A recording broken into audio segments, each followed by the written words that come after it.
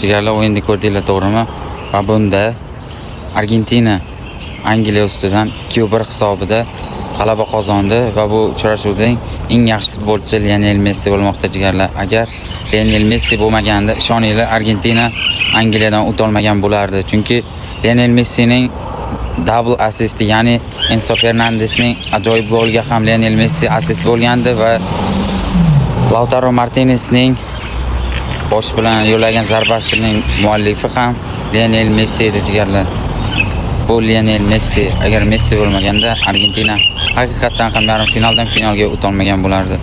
Shunaqa gaplar. Ana endi Argentina finalda 20-iyul kuni 00:00 da Ispaniyaga qarshi uchrashuv o'tkazadi. Nima deb o'ylaysizlar, jigarlar? Finalda qaysi terma jamoa g'alaba qozonadi? Ispaniya yoki Argentina? Fikrlaringizni kommentda kutib qolaman. Sahifamga obuna bo'lishni unutmang.